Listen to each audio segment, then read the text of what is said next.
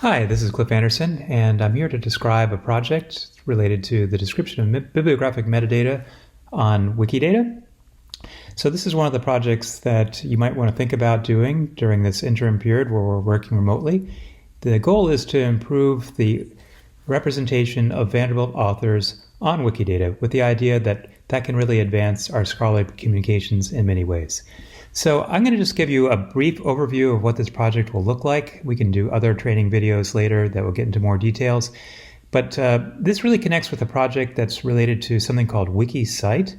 It's a sub-project of Wikimedia that basically is trying to advance scholarly communications and particularly the representation of authors, journals, bibliographic articles on Wikidata. Okay, so let's start with the idea that we've got a faculty member and we'd like to get that person's scholarship better represented online. So I've gone to a Vanderbilt page here, and you can see that I've selected Helmut Walter Smith. He's a professor of history, also a professor of German studies. He had been professor or director of digital humanities, not any longer, so this is a little bit outdated, but so are many faculty pages, so that's not too unusual. And so what I'd like to do is see how he's represented right now on Wikidata. He's a very prolific author. You can see he's got this named chair. And so, okay, let's go check it out. So there's a tool called Scalia in which I've looked up what's called his Q number, this identifier here. That's an identifier in Wikidata, and we'll get to that in a minute. And there's a little description of who he is. Here's his name. And then you can see, okay, a list of his publications, which right now is 0. So that's not good because we know that he's actually published a lot, but Wikidata doesn't actually know about it. So our goal is, in this particular video, we're going to go check out his author page on Wikidata just to see what information it knows about him as a person. And then we're going to find an article. We'll actually probably do two. One that's already in Wikidata but just needs to be connected. That's the idea of linked data. And another that we'll enter from scratch. Okay. So this is Wikidata, and if you haven't used it before, you may want to consider creating an account and being able to log in. Certainly if you undertake this project on behalf of the library, you'll need to create an account, and you can put on like a page describing who you are. You can indicate what languages you speak. If you've published something and you're already, for example, in VIAF, or you've got a Library of Congress control number, something like that, you can list that here, an ORCID ID there. So, the main thing is that you'll want to just identify who you are, and that'll also let us track what contributions we've made so you can get credit for them. Okay, but let's go back, and you can see, okay, here's Helmut Walter Smith, professor of history and German studies. Here's his labels in other languages that I speak. We need to fill in something for German there, but I won't do that right now. And you can see that there are a bunch of statements about him. So the way that Wikidata works, for those of you that haven't used it before, it's basically the model of a sentence that has 3 parts, a subject, a predicate, and an object. The subject is always this Q number that's listed at top. It's actually not the natural language string, although that's the representation of that number in English. We're always talking about the subject being this Q number, Q5709784. It's arbitrary, but it's been assigned as the identifier in Wikidata for Helmut Walter Smith. And then you can see that we make a bunch of statements. So here I'm predicating things about Helmut Walter Smith, or about Q5709784. And then I'm saying, for example, he's human, he's male, he's a citizen of the United States of America, he has the given name Helmut, a family name Smith, and so on and so on and so on. You see that some of them are black. That indicates that what we're actually predicating there, the object of that predication, is simply a string. That is, it's just a alphanumeric sequence of characters. And in other cases, it's blue. And in that sense, it's linked data. It's actually linking to a whole other page. For example, if you clicked on this, you would find the description of Smith as a family name. Likewise for his place of birth, and so on and so on. Okay, so let's see why Helmut Walter Smith is not represented in Scalia. Well, one problem is, let's just take his name, just the natural language form, and put it into the Wikidata search. And you see here that some other things come up. So we see that we've got the Wikidata item that we were looking at. And then we see Anti-Semitic Violence as Reenactment, an essay in cultural history, which is a scholarly article. We see here, looks like maybe this is a book review or set of book reviews. And then there's another scholarly article from Darwin to Hitler, Evolutionary Ethics, Eugenics, and Racism in Germany. So, shouldn't these be, at least these two, this may be a book review about something that he wrote, we'd have to go take a closer look, but shouldn't these two at least be represented in his Scalia article? Well, let's take a look and figure out why they aren't. So if you look here, okay, this looks fine. Scholarly article, there's the title, there's his name, Helmut Walter Smith. So why isn't it showing up in Scalia? Well, the problem is it's just the natural language form of his name. So it needs to be the linked data form. And if you look down here, you'll see that although it gives a lot of information about where this item was published, including its DOI, it doesn't actually indicate who published it in the form of linked data or who authored it. So let's add that right now. So the way we would do that, we'll go down here and say we're going to add a statement. So we'll make another predication about this, and we're going to do the author. And you see that it nicely pops up for us and gives us a choice. So it's very easy to use entry form. Okay, so now who is the author? You might have to go back and look up that Q number, but fortunately you don't actually need to do that. You can just do Helmut Walter, if I can spell it correctly. There you can see Helmut Walter Smith. Now when I click on that and click publish, you can see now that it's actually become linked data. And so if I click on this, I'll go back to his page. So now we've actually connected this author to the author's publication, the article that the author wrote. And it will, with a little bit of lag time, show up on Scalia. We'll maybe check that by the end and see how long it takes to show up. So in any case, that's a very simple task. And we should probably do that for the other articles as well, but I'll leave that as an exercise. But what if you wanted to enter something from scratch? So like if we go to Google Scholar, you can see here that there are a lot of articles by H.W. Smith. We'd have to double check, but that is our Helmut Walter Smith, and they are not entered here. So these articles and books just don't show up yet. Okay, so let's just grab one of them. All right, so here's Confessionalization, Community, and State Building in Germany, 1555 to 1870. Sounds interesting. Looks like Joel Harrington was the first author and Helmut Walter Smith was the second author. All right, I'm going to click on that and just get some more details. And you can see we've got two Vanderbilt authors here, Joel Harrington, Helmut Walter Smith. It's a review article. So we want to add this. So, okay, how do we do that? The first thing that we do is we just want to check that it wasn't already in Wikidata. So I'm going to copy this. I'm going to go to Wikidata. I'm going to search here. And it doesn't show up. Now you might just maybe someone didn't enter it with the terminal dates there. Just double check. Definitely it's not there. Okay, so that's good. So what do we do next? Well, we're going to create a new item. It's over here on the left. You can click create a new item. And it guides you through this policy. So, you want to read this. I'm not going to describe it at this point, but this is something that you ought to take a look at the first time you do this. The main thing is I'm going to put in a label, which is the name of the article. Now, typically in Wikidata, it's not totally standardized, but people typically just enter it with the first of the titles, the title string capitalized, the rest of it in just regular case, except of course for proper nouns and things like that. So I'm going to leave it like that, and I'm going to say scholarly article. We don't need any aliases. That would be like if it was known under a different name in some other way. You use that for people, for example, that might have different ways that they're referred to. Okay, so I'm going to create that, and you can see I've created this article. It's got its own Q number now. It's only available in English. We could go through and do the exercise of putting it into other languages, but I won't do that. And there's nothing said about it. So we can't leave it in this state. Once we've created something, we actually need to follow through and create some minimal data so that it doesn't get deleted by someone who just thought it was fluff. So the first thing that we're going to do is we're going to add the authors here. So we know Helmut Walter Smith.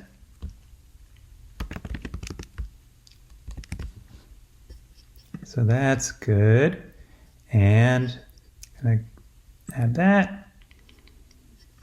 And let's see, we want to add another one, which is Joel Harrington. Let's see if he pops up. Let's take a look at that again in Wikidata. Joel, oops. Okay, we'll take a look. Joel Harrington. There we go. Maybe I wasn't spelling it correctly. Grab his Q number. Go back to this here. There you can see. Okay, publish. Now, it's telling us here that these are constraints that we need to put in that we haven't done. So there's some more information that we need to add. I can't just leave it yet. Okay, so a few things. We want to add another statement here indicating that this is an instance of a scholarly article.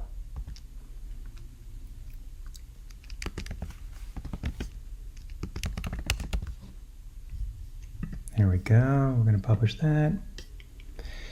And we also want to indicate that these particular authors have a relationship in terms of who is listed first. So we're going to go in here, make an edit to that. We're going to add a qualifier, a series ordinal. This is going to be 2. And we're going to add a series ordinal here. And that's 1. Okay. So now that's the primary, or the first author, second author. It's probably just alphabetical, but you still want to indicate the way that the authors are listed on the article itself. Okay, so what else can we add? Let's just take a look at the article itself and get some more information from here. So we need to add the article title. Now, you might say, well, that's already up here above, which is true. It's the label, but there still is going to be a title, and that is, there could be different labels for things that are in different languages, but they should all have the same English language title. So let's add that. Okay, and easiest way is just copy and paste. So let's do that here. And it's going to say mandatory. What language is this in? It is in English. And we publish that. Okay, let's go back here and let's see what else we can find that we might want to indicate. All right. So let's see if there's other metadata here. For example, here's a DOI. So let's grab that. That's a different type of information that we haven't added before, but you see here when we add a statement and we say DOI, it'll pop up. We can put the DOI in, we can publish that, and when we refresh the screen, it's going to go into its own area as an identifier. Now, I think actually, let me take this back for the DOI. Let's just get rid of the DOI resolver part of that there, and that should go away. So there you go. So there's the DOI, and if we click through to that, we're going to get to a DOI server that actually links us back to the article itself. Okay. Now, what else can we get? We need to get the journal. So here's the Journal of Modern History. Let's go there and get back to this, add a statement. Okay, so published in Journal of Modern History. Now, the important thing is you may find journals that have not been entered. So there's a bit of a recursive process here. If you find out, for example, that a journal doesn't exist, you probably have to step away and create a Wikidata page or a Wikidata item for that journal and then come back in order for the journal to appear. The goal is to have all this data linked together. So we want as few just natural language strings and as many linked data aspects for everything that we add. Okay, so here we go, Journal of Modern History, published. There we go. And if you click to that just to show that it's linking, there's the Journal of Modern History. It will tell you when it started, who's the editor, and so on and so on. Okay, so let's keep going. What else are we missing? And actually, the statements will kind of guide you because they'll pop up the most important ones first. And you can see here, publication date. All right, so can we find the publication date? Yes, we can. 1997, March 1997. So let's go back and put in March 1997. And it's going to analyze that and say that you're giving a precision of a month and that you're using the Gregorian calendar, and it will have the date, okay? Then, what else can we get here? We want to get, for example, the page range. So 77 to 101. I'm going to add that here. Pages. 77 to 101. Good. Give a little more space on our screen. Okay, here's the volume number. Let's get that in. So we'll add a statement here. You can see volume is there, 69, and let's publish that. Okay, let's go over here, and it's issue number 1. So let's get that in.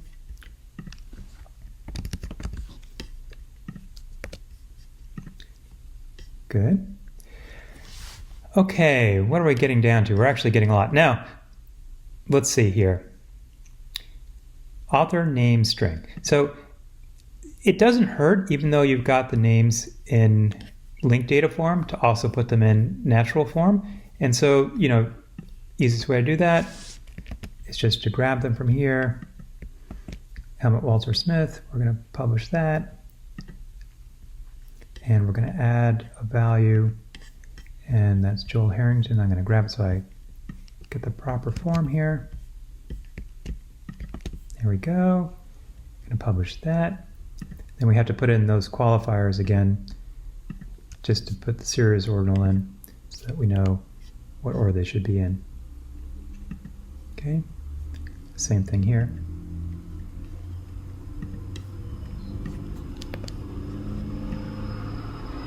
Okay, all right. So I think we've done pretty well here. There's a whole nother level that we can get to, which is really a subject analysis level. It may be worthwhile to put in some high-level subject analysis here. And again, just by taking a look at the article, we can see that this is about the process of religious confessionalization, statecraft, and Germany. So let's try confessionalization. If I can spell that. Confessionalization. There we go. Perfect. Got a topic. All right. I'm going to leave it at that. Obviously, for those who are catalogers, you know that working with subject headings is the most difficult part. In Wikidata, you just have to, I've always learned by just exploring parallel articles, seeing how they've done subject analysis, and then coming back and doing something similar. There may be better ways of doing that, and I'll definitely, if we find out more, I think that's where we could get some best practices going among our librarians. But for now, let's just leave it at confessionalization. Okay, so now we've got this article that's now entered, and let's go back to Scalia and see how we did. So we originally started with no data, and now we've linked one article that already had existed in Wikidata, and then we entered a brand new article into Wikidata. So ideally, he should have two. Oh, we got one here. So we see that he has one article that's listed down here, this article from 2007.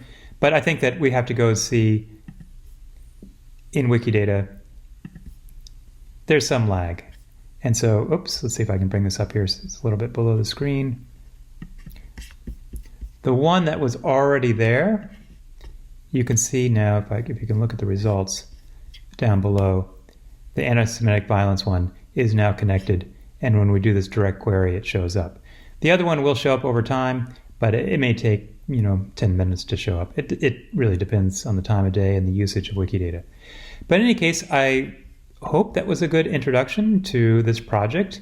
If you're interested, we can really make a huge difference, I think, in the representation of our faculty on Wikidata, and that will actually have lots of reciprocally positive effects, such as directing people to our institutional repository for off-prints, demonstrating the collaborations that take place around Vanderbilt and, of course, with other schools, and just raising the stature of Vanderbilt University in the open data community.